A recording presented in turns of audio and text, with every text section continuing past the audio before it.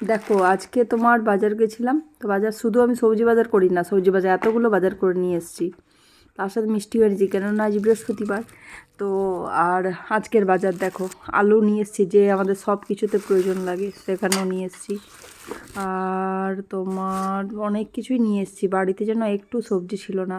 তো বেগুনগুলো খুব সুন্দর পেয়েছি। তো বেগুন বাহার, বেগুন সুন্দরী যা করা যায় অত সব করি না আমি, শুধু শুক্তো করি, বেগুন ভাজা করি, বেগুনি করি। আর যেহেতু আজ বরবটি এনেছি, তাই বেগুন বরবটি তরকারি করবো। একটা লাউ এনেছি, দেখতে থাকো সবজি। আজকের বাজার আমার এটাই।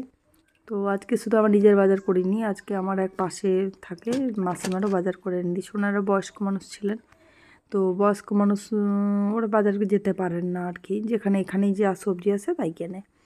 আজ আমাকে বললো যে তুমি তো বাজারে যাচ্ছ না, হ্যাঁ বলছি আমার বাজারটাও করে দেবে একটু, আমার জন্য কিছু এনে দেবে। আমি বললাম হ্যাঁ দিন, এনে দেবো। তখন এনে দিলাম ওদের জন্য।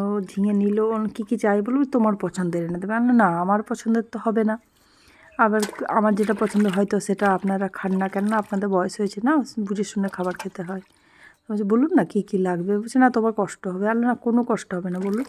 বলছে তাহলে একটু ঝিঙে এনে দিও, একটু করলা এনে দিও, একটু মিষ্টি কুমড়ো এনে দিও, আর একটু আমলকি এনে দিও, আর একটু তোমার যদি পারো তো পটল এনে দিও। আচ্ছা ঠিক আছে, নিয়ে ওগুলো এনে দিলাম। তা আমি একটু মিষ্টিও এনে দিলাম, কেন মাসিমা খুব পুজো করে, বৃহস্পতিবার আজকে মিষ্টি দেবে নিশ্চয়ই ঠাকুরকে।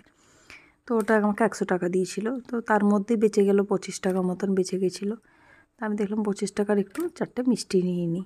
তো ঠিকই আছে, 4টে মিষ্টি মোটামুটি 28 টাকা পড়লো, আর 3 টাকা বেশি লাগলো, আমার থেকে লাগলো, তো লাগবে 3 টাকাটার কী এমন জিনিস। তো এই ব্যাপার আর কি। তো যাই হোক, আজ আমার খুব ভালো লাগলো, কারণ আমি অন্যের উপকার করতে পেরে নিজেকে আমি ধন্য মনে করি। কেন বলো তো, না তুমি যদি কাউকে উপকার করো, সে যদি তোমার উপকারটা স্বীকার করছে না বা কিছু, দরকার নেই স্বীকার করার। ভগবান ঠিক দেখে নিয়েছে যে তুমি কার উপকার করেছো। তো তোমার যেদিন দরকার পড়বে সেই দিনই তোমাকে কারোকে পাঠিয়ে দেবে, কোনো মানুষকে পাঠিয়ে দেবে ঠিক তোমাকে হেল্প করার জন্যে। আমি এগুলো বিশ্বাস করি, জানি না, এবারে প্রত্যেকের নিজের নিজের মত থাকে। তো আমি এগুলো বিশ্বাস করি যে সব সময় সবার পাশে এসে দাঁড়াও, সবাইকে হেল্প করো, সবার যাতে দুঃখ না হয়, হাসাও মানুষকে, না কাঁদিয়ে না হাসাও, প্রত্যেককে আনন্দে রাখো। তো এবারে যদি লোককে আনন্দে রাখো, তাহলে তুমি নিজেও আনন্দ থাকবে। তো এই ব্যাপার। চলো, সবার নিজের নিজের একটা জীবনের মূল মন্ত্র হয়তো, তো আমার এই মূল মন্ত্র হয়তো ভাববে তোমরা জ্ঞান দিচ্ছে বেশি, না সেটা নয়। আমার মনে হলো তোমাদের সাথে একটু গল্প করা, তাই একটু গল্প করলাম। সবজি তো হয়ে গেল, আর আজ খুব ভালো মাছও পেয়েছি জানো তো।